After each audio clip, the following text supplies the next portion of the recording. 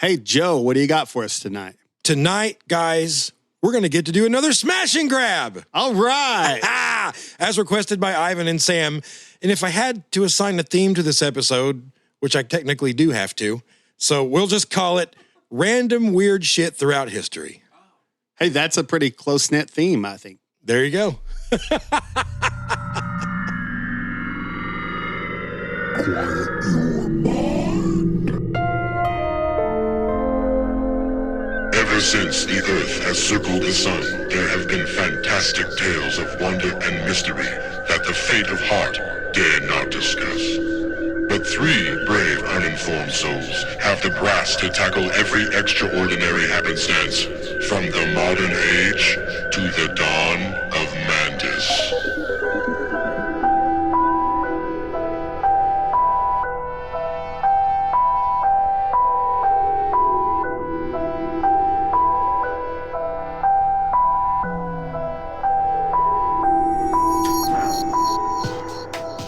Welcome back to Dawn of Mantis, true crime, mysteries, and more. I'm Ivan with Joe and Sam.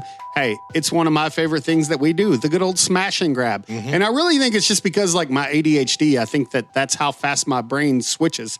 So by the time my brain's, like, switched over, we're on the next case. So it's great. Yeah. So that's perfect. I get exactly what you're saying. It's fun because it's just like a short few paragraphs.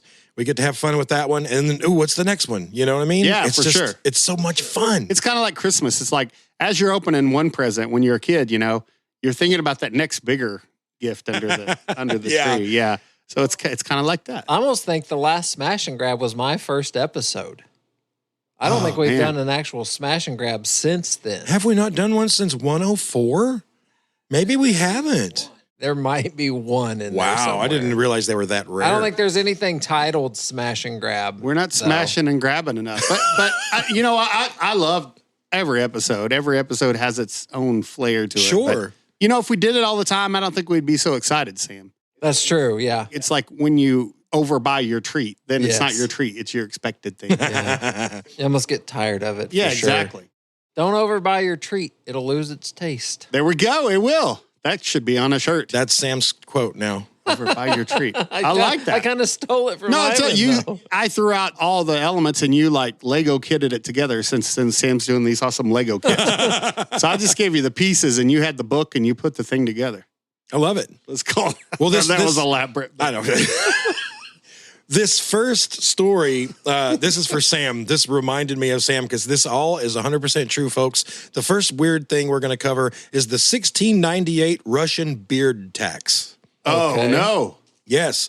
You see, Tsar Peter the Great had spent some time in Western Europe where the general practice of most men was to be clean-shaven. This was definitely not the case in native Russia. There, beards were deeply rooted in tradition, tied to Orthodox Christian identity, and it was rare to see a guy without a beard. Plus, isn't it kind of cold there? Yeah, that too, man. And beards are always deeply rooted. But Peter fancied himself a progressive and suddenly viewed beards as a symbol of old Russia, Oh, my goodness. backward and resistant to progress. He got woke against beards. That's right, he did. Cancel all beards. Of course, it was much deeper than simple facial hair. It was cultural. Peter wanted to force Russia into adopting Western European styles, attitudes, and technology, even if the people resisted. Yeah. It's a bad defense thing, too, because you're going to be overrun by another country because the other country's going to be like, they're all 12. Just attack them. That's the main reason I don't shave mine. I will look 12. I won't do it. Yeah, I'm just butt-ass ugly with mine. Really. That too. Yeah. 12 and ugly is what I'm going to say. In 1698, Tsar Peter devised a strategy to phase out all the beards, and that is how the beard tax came about. Peter ordered men to shave their beards if they wanted to serve in government or appear at court. He strongly enforced the rule at first. He even carried a razor with him everywhere he went, and any bearded noble unfortunate enough to cross paths with him would be shaven on the spot. So, yeah, but you have to hold them down and do it? I mean, or like chase them? I guess it was Tsar You Peter. sit down and let me shave your face. They probably had to. Probably had to. Or you'll go to jail. Like, yeah. It's weird. Or he had a couple of his guards hold him down, Yeah. I don't know. Wow. But it seems Peter eventually softened. Sorry. Pun intended. I didn't even catch that when I wrote it. That is a Freudian slip. Oh, Peter softened a little and showed some mercy to those who just couldn't part with their beards, or guys like me who are ugly as clean shaven. We've already covered that. He decided to allow these men to keep their beards as long as they paid the beard tax. Okay, so if they wanted it, they could buy it, basically. Yeah. You have to buy your own beard. Mm-hmm. Which I would have if I could afford it. That's what you have to do with all your own property you already own. That's true. So why not your beard? That's true. Anyway. So after paying the beard tax, they were given a beard token, usually made of copper or silver, so that if they were stopped and questioned by a Russian guard, they could prove that they'd paid the tax. And they still exist to this day. You can I Google bet one. they're like a collector's item. Yeah. That's cool. I found pictures For some reason, I want one. Yeah. The token usually had a picture of a beard on one side and the inscription that read, "The beard is a superfluous burden." Superfluous. There you go. That lady was right. Your beard's a burden. Beard's a burden. That sounds like a heavy metal band. Beards of burden. Yeah. Never been your beard's of burden. That's awesome. There was resistance, of course. Some devout Orthodox men believe shaving threatened their souls. Yeah, don't threaten my soul. After being forced to shave, many of them would collect their cut beards in little pouches and wear them around their necks, like good luck charms. Wow. You still got your beard. Man, Sam would have like a purse around his neck, hold all that hair. Yeah, and to pick on Sam again, he'd have to have two tokens, I think. He couldn't have one token. He's like, sir, you're above the quota. Yeah. His beard is a foot long. It must be double the tax. So I say. That's how Russians sounded back then. Yeah. Peter. Others stashed their shaved beards in small boxes or jars and kept them in their homes. My beard box. The idea, not the bread box. Yeah. Very close. All you have to do is write it and scratch out R. just scratch it out. Scratch it out and put it over on the other side.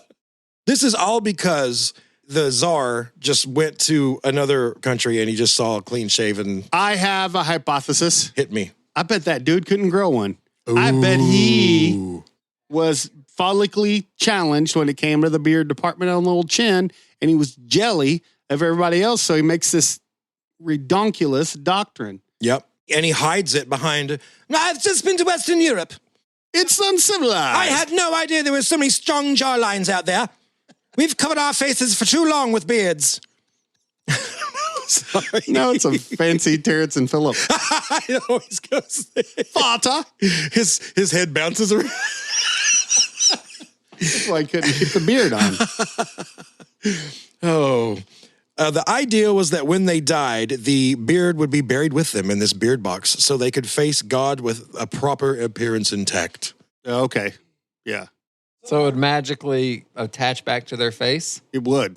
Yeah, like in Team America World Police, where they glue the hair. Since you're wearing it, yes, it's automatically back on your face. Yes. Well, in Egypt, they would put all your organs in a jar That's true. with you. So the same kind of process. All those organs go back to where they need to be, and you're just alive in the afterlife. Well, that doesn't make sense.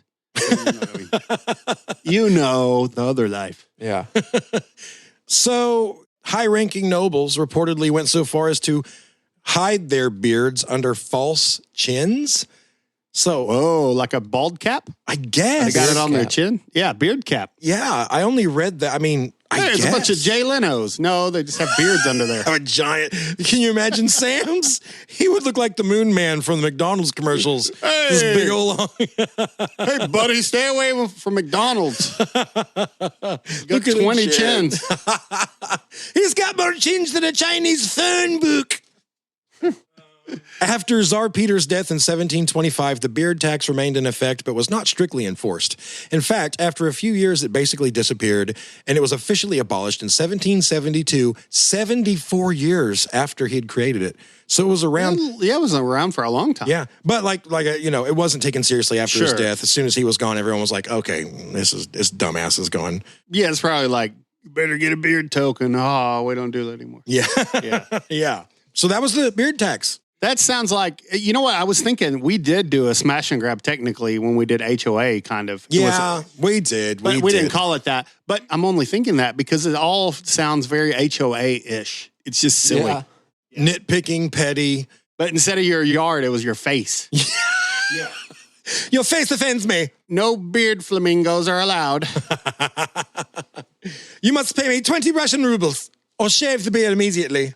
Yeah, that's just weird. Yeah, he was jelly, I'm going to tell you. I fully agree. So next, guys, let's get into some woo-woo, juju, woo-woo. All right, I can't wait. Let's talk about anti-witch bottles, or more commonly known as just witch bottles. Okay, but are they anti or pro-witch? They're very anti. Oh, you just dropped Or anti. are they your mom's sister? Anti-bottles. Which It's when your Auntie Carolyn gets cremated. we cleared some stuff up. We're starting off on the right foot. Maybe one person out there in podcast land was like, anti-bottle? Like thinking auntie. Yeah. Like my Auntie Jane? Yeah, probably. Well, they were more commonly known as just witch bottles, like I said. And still, these were containers that were buried in homes, under hearths, or near doorways to protect households against witchcraft, curses, and evil spirits. Oh, I've heard of these, I think. Keep They're going. pretty common. Yeah. They originated in England in the 1500s and were popular all the way through the 1700s. A witch bottle was usually a small glass container that would have any number of items inside, but most commonly held things like, are you ready? Holy water. No. That's what I was thinking. I wish it was holy water. What's in there? Nails, pins, herbs, red wine, vinegar, hair, nail clippings, and urine. Oh, okay. Yeah. It sounds like when I clean out my couch cushions. Hey. Oh. Hey. I don't know why I went to Dangerfield for that. But Bunch of red wine and... fingernails and urine. What are you doing? Yeah, exactly. Party! When sealed, the bottle was usually buried upside down, often beneath a fireplace, since the hearth was seen as the entry point for spirits. That's the same way Santa gets in. You tell me that spirits come in the same way that Santa Claus comes in? It's logical. It's the only opening in the house, really. Yeah, it is. That's true. Yeah. But witch bottles have also been found hidden in walls, chimneys, and under floorboards in old English houses. That's what I was going to ask. I bet there's a lot of really cool ones that people find when they're just doing renovations and stuff. That's neat. Can you imagine finding a little bottle with like 500-year-old pee and fingernails in it? Oh, man. It would be something you could probably definitely sell on eBay. Yeah. As long as you show that it's legit, you know. With a certificate of author. I mean, I want to know it's antique urine. I think I used that joke on one of the last podcasts, but antique raisins. That antique urine joke, you just keep throwing it out. You've done it for 50 episodes now. It's not funny anymore. It never was. Yeah, but I guess somebody could date it, like radiocarbon or whatever. You could see. That's only good for like things that are millions of years old. It wouldn't work. Oh, yeah. It wouldn't just a few hundred Margin years. of error is not going to be good enough. That's But true. Keep going, sir. The idea was that if a witch cursed you, the bottle would attract and trap the evil spirit or spell inside it. It's like a containment unit for Ghostbusters. It is. Yeah. That's awesome. The sharp objects inside would torment it, and the pee and personal items would keep it bound. Don't ask me how. Science. It's like, of course they would. That makes sense. As long as the bottle stayed intact, the curse supposedly wouldn't hurt you. Sometimes people would heat the bottle over a fire until it exploded, which was supposed to break the witch's hold. So all Dorothy needed to do is take some red wine vinaigrette, pee in it, put some nails in it. It'd be a short movie. The first time she met her, she'd be like, well, here's this bottle. The witch would be like, damn! Yeah. And that's it. I'm not melting. I don't know what she'd say, but... I've got to figure out how to pee in this bottle, Toto. We need a funnel. Toto, go get me a funnel. Oh, the Tin Man has one. Oh, he does? He actually does. He does. That's awesome. See, that's why we're a great team. Fist bump, man. Boom. He has one on his head. If only there were a funnel. And I wasn't even thinking about that. I was thinking there's no way she'd be screwed. I've never seen a funnel in Oz. But he had one on his head. Man. One on his head. Dude, we make a great team. If I only had a funnel. No, there's one up above the head. It's so off the rails, stupid. Well, one 17th century example found in London contained urine, hair, 12 iron nails, 8 brass pins, a piece of leather, and sulfur. I guess I thought you meant fingernails. I don't know why. Nail clippings. I did say that earlier. Oh, okay. Yeah, so you're but I right. also had nails and nails. Yeah, both kinds of nails. Nailed it. Yeah. There's even evidence that English settlers brought the practice across the Atlantic because a witch bottle with nails and pins was inside it was discovered under a home near Jamestown, Virginia. Oh, that's cool. I bet there's a lot out there. That's cool. Yeah, man. Do you guys want to just quit our jobs and go look for witch bottles? That's imagine explaining that to our wives. Listen, it's going to be awesome.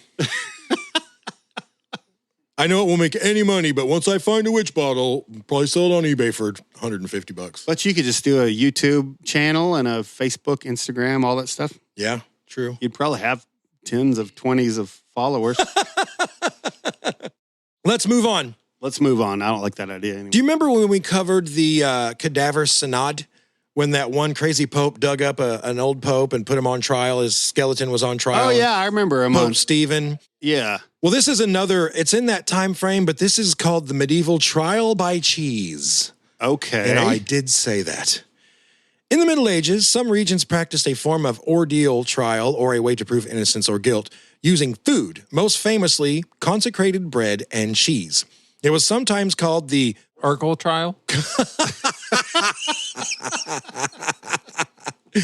That and also the korsned from Old English, korsned, meaning trial morsel. During the trial, the accused person would be given a small piece of blessed bread and cheese to eat while priests prayed that God would reveal the truth.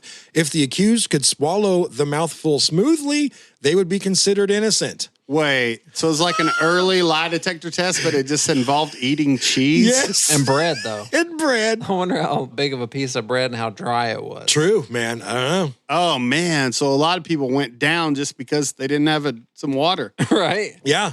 I'd be making some saliva, man. Are you ready yet? Not yet. Hold on. Yet. Sorry, folks at home. So if you could swallow it all down, they were like, oh, okay, you're free to go, you know? Isn't that weird? That's like when they were like, hey, we'll throw her in the water, and if she floats, she's innocent. If she sinks, she's a witch, or either way around. Yeah. Oh, wait, if she we got weighs it as backwards. much as a duck. Maybe the witches floated, and the innocent sank. Oh, she was innocent. Oh, she's drowned, you know? So if you could not successfully swallow the bread and cheese and it got stuck or you choked or anything like that, they were guilty. Guilty. Man. No one was safe from this. There are many historical accounts of everyone from peasants up to nobles, even clergy, being forced to endure this bizarre trial. The 11th century Archbishop Wulfstan of York described the practice, and there's a legend that King Edward the Confessor once ordered a man to undergo the korsned. According to the history, the guilty man immediately choked to death on the bread and cheese. Now you may be wondering, why bread and cheese? Which we did bring that question up. Dry bread, crumbly dry cheese, probably. Yeah, I mean, bread was widely used in other ordeals because of the connection to Eucharist. I didn't know what that was, and I didn't look it up. Adding cheese seems to have been more local customary, likely because it was a staple food, maybe because cheese can get really sticky in the throat, making it extra dramatic. I bet like it wasn't. alluded to. Like I said earlier, I don't think it was good cheese or good bread. I think they took the crappiest of the crappy. Yeah. Like, here's what they're going to eat. It depends on if they wanted the person to be guilty or not. Ooh, what if they knew him and the guy secretly was like, no, I like this guy. Let's just give him a little piece of Wonder Bread and some Velveeta. You know, something fancy or easy. Let's change it to Dean's Dip and Highland Dip. They don't find it delicious, they're guilty. So give them the Highland. I'm sorry. The Highland's okay. Hey, man, we did the taste test. And I passed. Yeah. So the church eventually discouraged these kinds of trials, thankfully, especially after the Fourth Lateran Council in 1215, which banned clergy from participating in these types of trials. Wait, how many years do you think that happened? It was at least a couple hundred years that I could tell. So if 100. the Innocence Project gets bored, there's a million cases for you that you can look up. That's true. Yeah, here's your rest of your career. I actually don't know if they do posthumous cases. Posthumous. But they might. You guys want to hear about a war that nearly started over a pig? Hold on. Can you go back to that dude's name, Sir Eric or whatever, the confessor? Yeah, you giggled at that. How much do you have to confess to be proclaimed the confessor? King Edward the Confessor, because every 2 years he was like, I did not have sexual relations with that woman. Okay. I did not. Confessor. Yeah. That'd Sounds be like the liar, his UFC name, you know, like, or maybe his WWF name. Mm-hmm. Here is the confessor. Maybe he was just gassed. Like, 'twas I that farted. 'Twas I cannot hide it. I've got, I'm allergic to milk. Lactose intolerant. I'm lactose intolerant. That word escaped me. Milk is my kryptonite. Actually, I kind of think almost everyone's lactose intolerant. But I agree. Remember the whole notmilk.com Yes. campaign? I think there's some stuff to that. But I don't want to go there because the dairy people get mad. You don't want to you'll piss end off up dead. Big Milk. And my Dean's has dairy in it. Big milk. So let's talk about the Pig War of 1859. I didn't catch it. Big Milk. Why don't we call him Big Teat? Big Teat will get you. Oh, I'd be like, I want to see that. No, I'm just kidding. That's Keep talking. It's the Pig War of 1859. All right, so this is all over a pig. Yes. All right, I'm I'm not ready. even- Is this where the Aussie song came from? Or, well, Black Sabbath came from? War No. Pigs? War pigs? No. Very good. But Very I good. like I it. didn't think about that. Generals gathered in their masses. Lots of girls with big fat asses. No, that's not how it went. This was a Yeah, what? Top misheard lyric. So the Pig War of 1859 was a border dispute between the U.S. and Great Britain that nearly turned into a real war, and literally all because of a pig. Wait, how can we have a border dispute with them? It's across the ocean. 1859, there was still pieces of America that were. Oh, that's true. Yeah. I thought by then it was all ours, or I at mean, least it was Canadians. close to 100 years. Yeah. I'm going to explain it, Okay. gentlemen. Okay, history lesson time. Here we go. In the early 1800s, the Oregon Country, which was the Pacific Northwest region stretching from modern-day Northern California up to British Columbia, was claimed both by the U.S. and Great Britain. Since neither side wanted a war, they agreed to a period of joint occupation starting in 1818, allowing citizens of both nations to settle and trade there. By the 1840s, however, tensions grew. American settlers were flooding in along the Oregon Trail, while Britain's Hudson's Bay Company focused on fur trading. All right, so we got a little history lesson. Good job, Joe. Yeah, when listening to that, I wonder if anyone had a flashback of being back in, like, I don't know, middle school, where they wheel in the TV on the stand and the wheels, and they watch that little clip. And I'm going to tell you guys, that's pretty much all I watch is something like we were forced to watch in school. I hated it back then. But now it's like all documentaries, all real stuff. I'm getting to where I can't watch anything that's fiction anymore. that's me too. It's just, I don't know. It just kind of bores me. And I'm always like, well, some people sat around and said, how can we write some kind of story to entertain them? And to me, that's just, and if you love it, I get it. Most people do, but I just don't, you know? Yeah, and also like doing all the true crime. There's so many true things that are so amazing that, yeah, there can be a movie going on and my wife will be like, can you believe Sarah just shot Jimmy? And I'm like, yeah, someone just wrote it down. Like, yeah, here's where Sarah, I don't know. But I mean, there is something to be said for truth is stranger than fiction.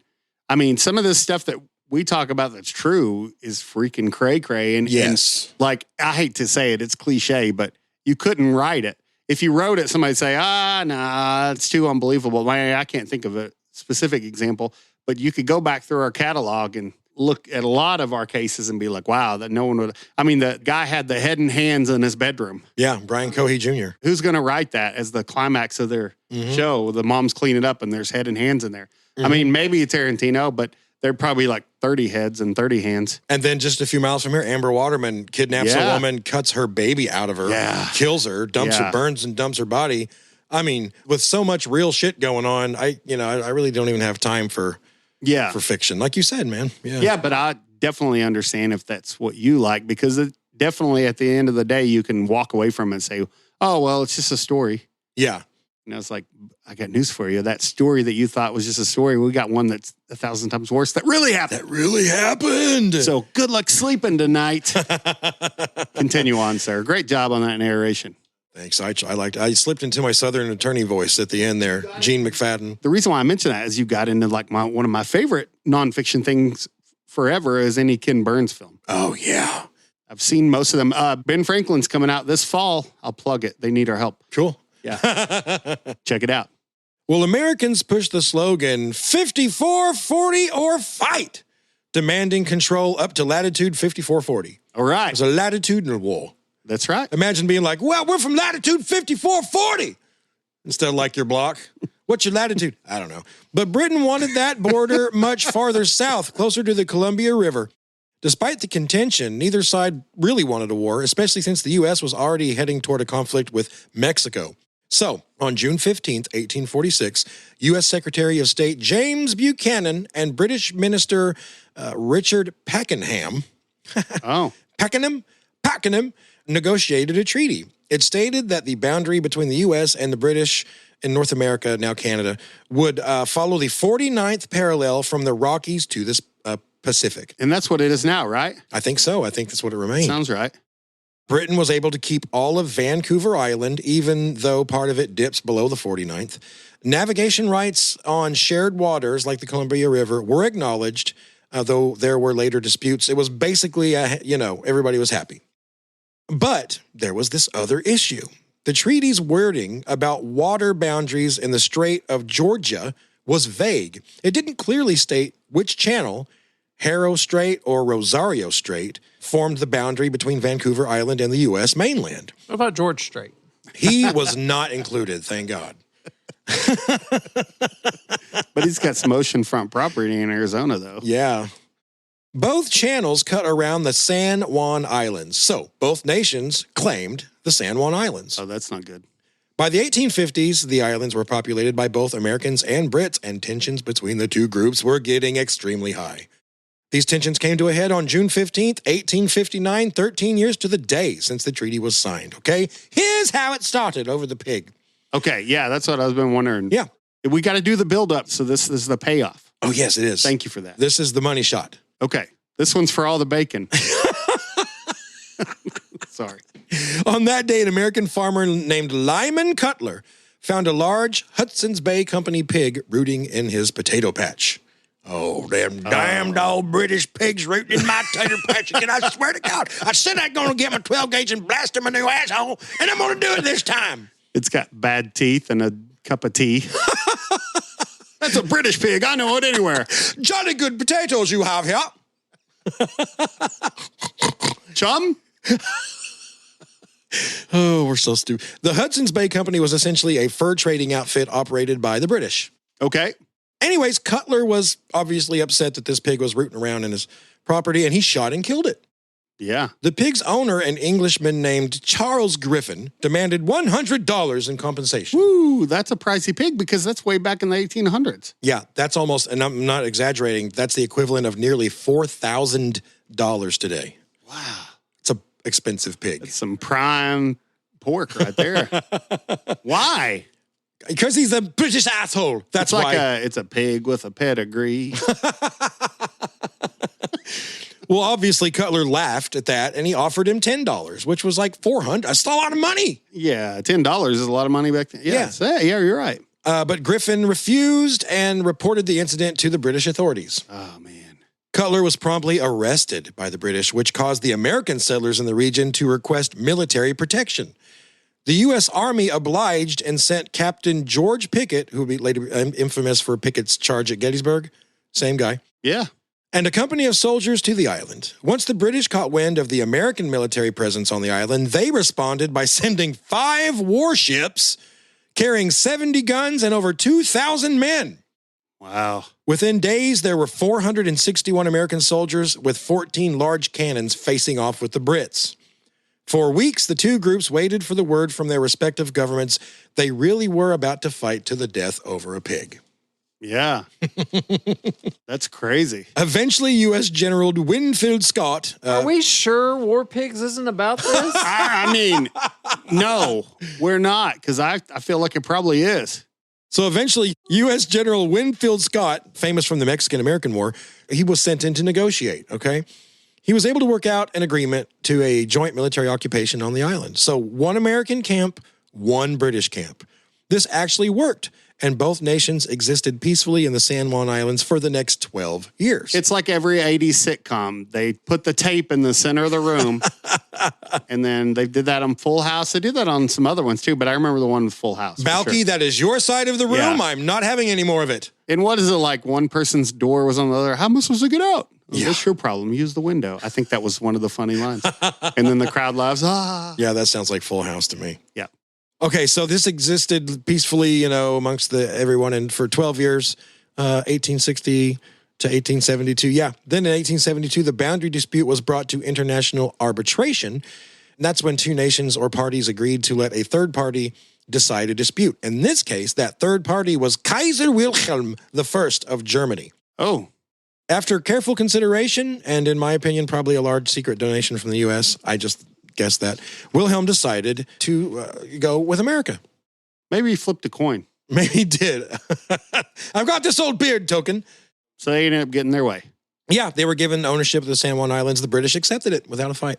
Yeah. By the way, this is cool. I found some cool accounts of the standoff between the U.S. and the Brits. So it seemed like the soldiers kind of realized how ridiculous the situation was. Okay. And they didn't take it that seriously. So there are some historians that have written accounts that they visited each other's camps and drank and hung out together, That makes sense. I think a lot of little skirmishes are like that. Yeah. It's like, we all know this is bloody poppycock, don't we? Well, then come across and have some tea. It's just like a standoff, it was close, but the Cuban Missile thing. Oh, just yeah. Moving everything like it's in chess, moving all your power pieces. Yep. Getting control of the center for all you chess people. Cogs of war. And then you attack. Yep. And then you lose. That's what happened to me most of the time. And usually it's students that do it. So, yeah. Anyway, keep going, sir. That was a good one. I like that one. Thank you. Was that all of that No, one? it's all of that one. We got more to go. All right. So let's wrap up this smash and grab with some bizarre medical treatments. Okay. Throughout history. So it's 2025, and there's no arguing that we currently are more advanced than ever before in the field of medicine and medical treatments. However, and I don't know if you guys knew this, but I'm going to blow some minds here. Mistakes are still commonly made. How common? Well, according to a 2016 medical study, medical errors account for roughly 250,000 deaths in America every year. My gosh. That's surprising, but I definitely can believe it because a lot of people, the sample size is giant. Yeah. Millions and millions. Yeah. Yeah. But that does mean nearly 700 people die in this country from medical mistreatment every day. These deaths are usually caused by things like misdiagnosis or delayed diagnosis, medication errors, surgical errors, hospital-acquired infections, system failures, and poor communication among healthcare teams. Have you heard about somebody drawing on the good leg with the Sharpie? When they're going to get amputated, they're like, not this one, because it has happened. I think we've even talked about it on this podcast before. The wrong leg, the good leg has been amputated before. Because it's just like one hand doesn't know what the other one's doing. So someone's like, amputation team, come on, let's cut off the left leg. Yeah. Oh, your left. Not their left. No, I don't know. No, stage left. There's Sharpie written on his leg. It's penis enlargement. Oh. That's a joke. Right. Wait a second. Okay, well, I don't have the stuff for it. I just have to use whatever I have in this cart. You wake up with Frankenweenie. What is this? It's enormous, but it's made of all kinds of things. I don't think that would be a Pixar movie. It's got a bolt sticking out of either side. It's alive. It's alive. Okay. Anywho's, this makes medical errors the third leading cause of death in the U.S. Number 1 is heart disease, 2 is cancer, 3 is medical errors. That does blow my mind. I told you I'd blow your mind, boys. Man, is that fair, though? It's only because of this, not to defend doctors. But I'm just saying, like, if you take all the data and you diagnose somebody as having this one illness and you treat it that way and they die, it's like expecting 100% success rate from things that are probably pretty hard to diagnose. Yeah, I get that. Maybe I'm just going devil's advocate. No, I mean, the medical field, I understand. It's like incredibly difficult. Misdiagnosis would be a large part of it. Yeah. I know, because you automatically go to, they just administered the wrong medicine or too much, or it was something like a blatant mistake. Yeah. But I bet a lot of these are, even the best doctor in the world may not have been able to catch whatever weird illness this was. But I mean, if it's 3, it's 3. But I guess I wanted to add context to it. And I don't know why I'm trying to defend the doctors, but I just feel like it's incredibly hard. Well, it is the data's the data, though. My dad, technically, if you want to really get technical about it, he definitely died from medical mistreatment. Really? Yeah. He was 83 and he had congestive heart failure. You know, he didn't just like skip in there all healthy and stuff, but he fell and he cracked his hip or broke. He had a hip replacement. And what they did on the surgical table was, from what I understand, they administered too much of like whatever resin type that secures the new hip in or whatever. Oh. And it got into his bloodstream and his heart was too weak to handle it. Wow. And so that is what killed him. The surgery killed him. Yeah. And it's so weird the way the doctor told us. He came out. I mean, maybe he wanted to spread a little sugar first before he gave the terrible news, because he was like, well, technically the surgery was successful. They got the new hip in, you know. He's not live, but he's got a new hip, you know. Wow. He didn't say it like that. He was better about it than that. But yeah, he did come out at first and said, yeah, well, surgery was successful. The surgery did, was successful. And we were like, technically, if it were to be successful, it would mean the patient was alive. Yeah. Like, you didn't specify you wanted him to live. You just said a new hip. I don't want to joke around about this. You know, my dad would laugh if he was sitting here. He was a cool guy. That's true. But yeah. The victim of my joke was obviously the doctor. Yeah. So that, you know, and I think it was a thing because years later, I met someone who had worked in the hospital back at that time. And when that came up in conversation one day, they were like, they were talking about it. I remember when that happened, everyone was talking about it. Whoa. And I was like, wait, why was everyone talking about it? You know, like, were they scared we were going to try to sue them or something? I don't know. It was just a thing. Yeah. It was just a thing they said. Really weird. Yeah. Anyway, you know, having said all that, and let's find the silver lining, we are, in fact, still better off than ever before as medical care is concerned. Yeah. Our barber's not our dentist anymore. That's true. Here, take a drink of this whiskey, and I'm going to knock your tooth out with a horseshoe. Kapank! Yeah. So I'd still rather go to the doctor today instead of 1788 or 1888 or even 1988. For sure. Or even 1998. Or even 2008. Oh, man, you got me. God. I forgot there's one other one. And 2018. I thought I got the last one, but there's several. Got them all. It's weird because you're just like, 1990 was just a few years ago. Yeah. Right. Until you start doing 10, 20, 30. Oh, my goodness. It wasn't a few. I'm older than shit. Time stops for us old folks. Yeah, the 90s will always be just a few years ago. Exactly, yeah. Just the other day, I was watching VH1. Behind the music. It's That's considered classic rock now. Oh, yeah, you're Nirvana or whatever. I mean, it has been for several years. Yeah. But continue on, sir. All right. Well, if you look back throughout history, you'll be reminded of some bizarre, medieval, often inhumane treatments that have been administered in the past. Let's cover a few. Oh, yeah, I was hoping it was going to go there. I went there and got the t-shirt and came back. Let's talk about snake oil. Let's do it. Snake oil salesman. Yep. I'd venture to guess the most well-known BS medical treatment in medical history was the infamous snake oil tonics of the 1800s. Yeah. They originally came from Chinese immigrants who used oil from water snakes, so it did originate from actual oil derived from snakes. Oh, okay. Yeah, as a remedy for joint pain and inflammation. Now, water snakes are naturally rich in omega-3 fatty acids, so in some cases, the oil actually had mild anti-inflammatory effects. What the hell are you laughing at? It's got real bits of panther in there. Yeah, so you know it's good. I'm going to be honest, that smells like pure gasoline. Smells like the inside of a fake leg. Sorry, I didn't want to derail the podcast because of that, but I just couldn't keep it. It's got real snake in it. It's made with real bits of panther. Oh, I love it so much. So this thing, it had mild anti-inflammatory effects, but it was never even close to the miracle cure that it was so often peddled as. I also want to pause a moment here just to let you both know that Ashley's chili gave me hella gas. So that's been happening. I hope that neither of you have to suffer. Hey, snake oil is an anti-gas thing as well as an anti-inflammatory. Is it? So you got any snake oil laying around? Oh, okay. No, I could use them. Actually, always beware when something can do multiple things.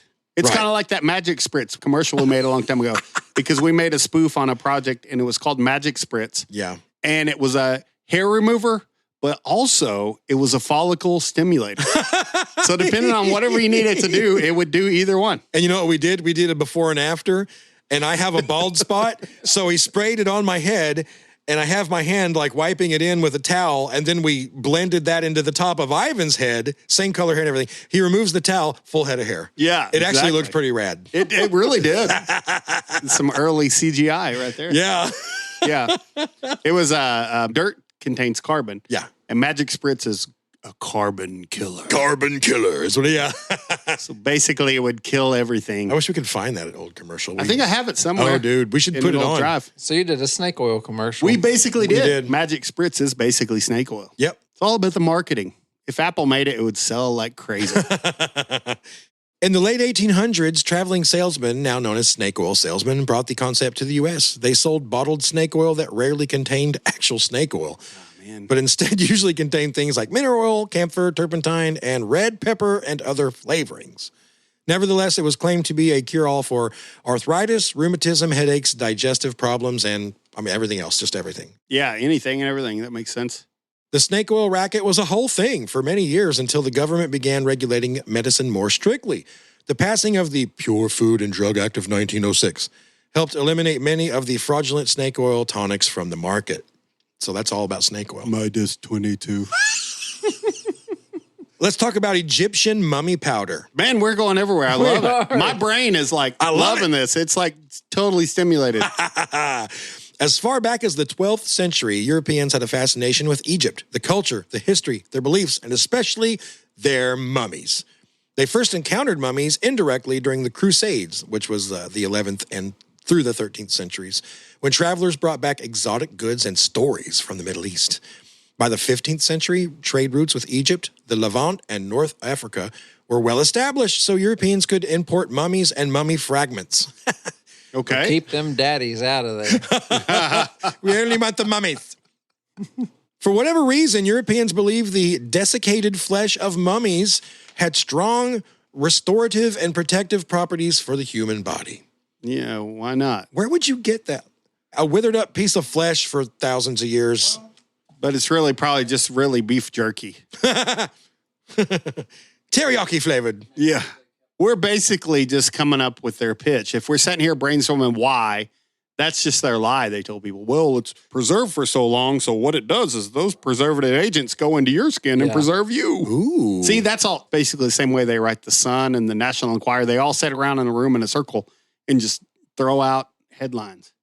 Well, that's actually a lot of news. Yeah. Oh, yeah. That's most of it. President Clinton meets with Bat Boy. Yeah, exactly. Or maybe it was the aliens on the White House lawn. Oh, yeah, I remember that. I mean, that's TMZ. Yeah, totally. There's video of them doing that exact thing. Yeah, it really is. Yeah. Men in Black, that was where the real leads The National Enquirer. Yeah, that's where they got it. That movie, if you watch that, I know you guys have, but I watched it again the other day and I just sat there just like marveled at just all the ideas. Yeah. All the stuff. Well, Elvis, the president, all the lead paper, all that. It's just brilliant. It's just brilliantly. And I think it wasn't a graphic novel before it was ever a movie. Probably. Yeah. Anyway, fantastic. You speaking of weird stuff like that, this is a scattered episode anyway. Go. I was talking with a friend just a couple days ago, and we want to talk about nostalgia for me, and I'm going to venture to guess for you guys as well. This goes back to the mid to late 90s for me, maybe early 2000s. Coast to Coast with Art Bell. Oh, yeah. Anytime I drove for a long distance, especially when I worked at night, sometimes I'd listen to that. And it was a real cool feel. Yep. What do you remember about it? George Norrie eventually took over, but yeah, I remember Art anyone could call in, anyone could say the most insane, outlandish thing ever. Like, one night it was like, I live in Virginia in the hills, and I live in a trailer.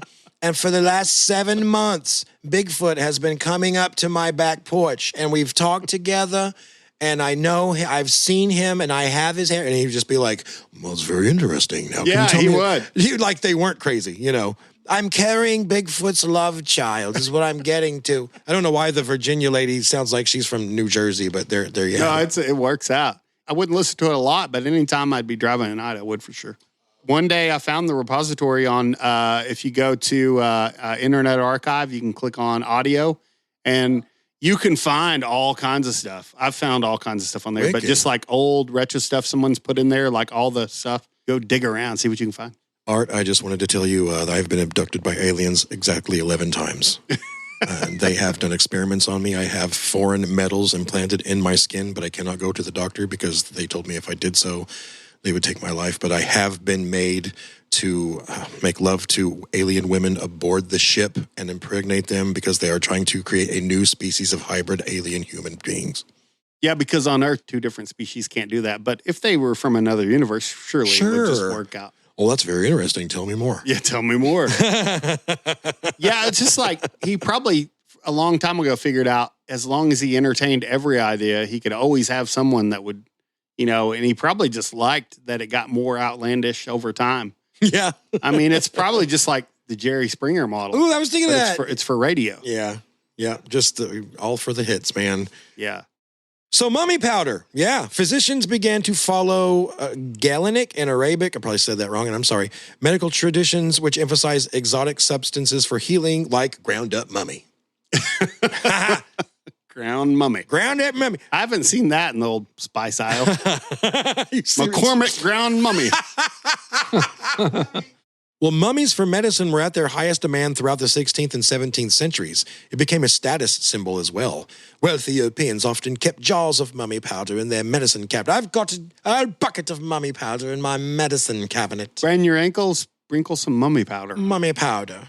It's in your tea, actually. It's good for your heart. I do think using the British accent's perfect there because of mum. So it's mummy. Right. Ground up mum. I don't know. Desperate merchants began exporting every mummy they could find in Egypt. Oh, gosh. Some of the shadier ones even created fake mummy powder from ground up bodies of animals, ancient corpses from Europe, or other substitutes. Wow. Oh, they're cutting this ground up mummy with fake mummy. It's like the fentanyl equivalent. They're cutting it with dead dog. I remember the war on mummy. It was pretty brutal. Just say no. That's awesome. However, demand for mummy powder gradually declined with the rise of modern chemistry and medicine in the 18th century until it became obsolete. Stinking modern medicine. We're in the mummy trade. Yeah. All right. This is the last one, I think. This one was pretty interesting just because it's not using substances that are outlandish, like alcohol and opium. Okay. Are the substances. But I found something that in some instances, doctors would use what is known as heroic doses. Oh, yeah. Okay. I've heard of heroic doses. So in the 18th and 19th centuries, medicine was still heavily influenced by folk remedies, trial and error, and humoral theory. Now, you guys, are you familiar with humoral? Is that anything to do with the humerus bone? Humoral theory was one of the longest lasting medical models in Western history. I'm not familiar. I think it's going to humor me, though. Okay. Well, it's funny you said that. This belief stated that the human body was governed by 4 humors, or bodily fluids. Oh. First was blood, which was associated with air, spring, and sanguine, cheerful, energetic personality, okay? Okay. Next was phlegm, which was linked to water, winter, and phlegmatic temperament. This is old speak, calm, sluggish. Okay. Third was yellow bile, which was tied to fire, summer, and choleric. This was hot-tempered, ambitious personality. If you had more or less of this. Colicky baby, like when a baby's colicky. Ooh, choleric, maybe so. Lastly was black bile, linked to earth, autumn, and melancholic, sad, thoughtful temperament. Those were the 4 humors, the 4 bodily fluids. So let me ask, if you had too much of one, you were out of balance? I believe so, yeah. And then, you would be more of that, whatever, personality. Which it's interesting to me because, like the Zen Buddhist stuff and Hinduism, it's all about balance. And they talk about how you can, you got to get your life in balance. Mm-hmm. But they're not talking about...